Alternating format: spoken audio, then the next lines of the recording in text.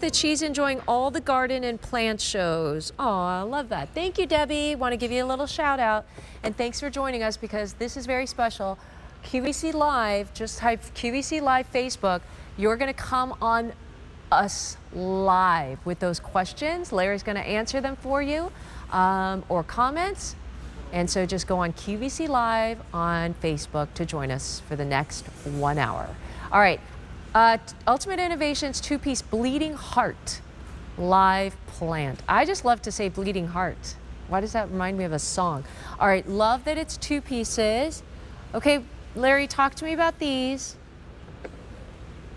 Nancy, I promise I won't sing this time, but don't go breaking my heart. You know, Do you do these have karaoke, been Larry? a garden. You know, I do, but it takes a few beers. Anyhow,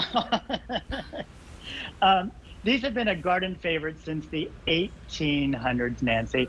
Why? Because Wow, they look at have that graceful appearance. They have that fern-like foliage. What colors do you get, And Larry? you know what?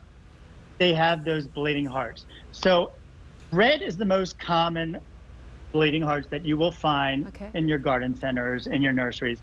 We are giving you a pink and we are giving you a white. Perfect. Now, the white is extremely hard to find. In fact, it is an award winner.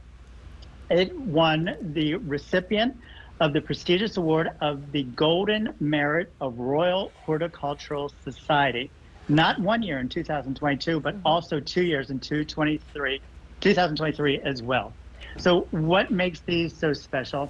Because there is romance, Nancy, in every petal. Mother Nature has made the perfect heart. And then underneath, you have that droplet that makes them appear like they are bleeding. They are delicate, but they are hardy and they are resilient.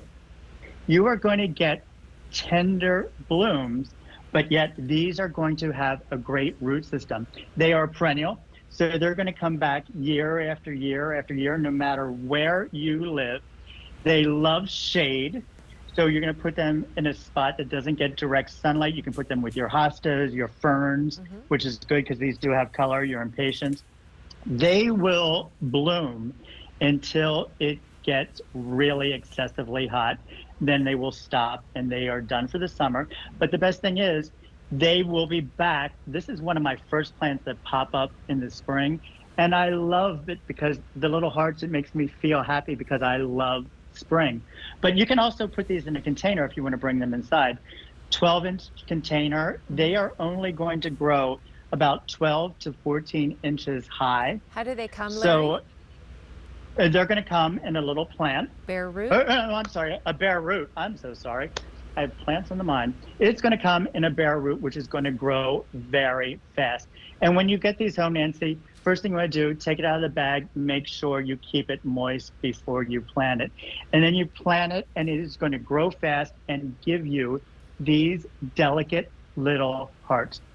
And the thing I love about this, very low maintenance. Keep the soil moist. There's no pruning. It's going to bloom by itself. You don't have to clean up after it. You are going to fall in love with the bleeding heart if you haven't already. Sun or shade? Shade. Shade. It doesn't like direct sun. So it's perfect if you're building a shade garden that you want to put it with other shade-loving plants like your hostas and your ferns, which are just green, and you want to add a little color. Or impatiens, you know, if you want to add some pink impatiens. Doesn't it look incredible? Look at that pink. I'm looking at that and going, oh my goodness. I don't know, it looks like a little Jurassic Park or like, it's just such a unique flower. They do look like little bleeding hearts, especially with those little tips, right? You really see that.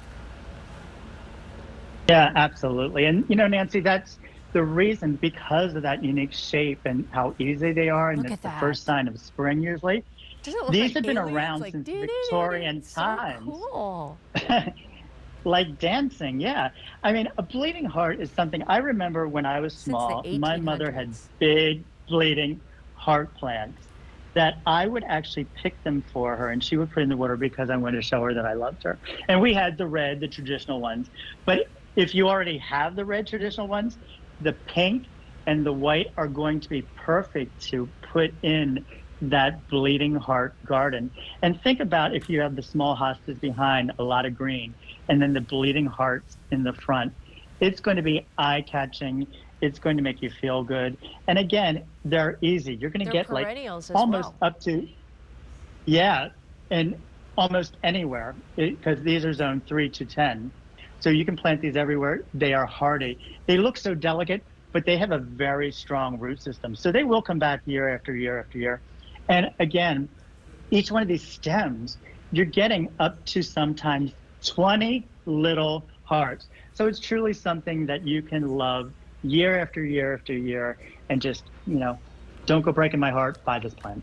All right, so you're getting 2 of these. So you're going to get the pink, and then the white is very, very special. And, they have been around since the 1800s. I love that they're perennials as well. All right, so in case you missed it, we started this show with a brand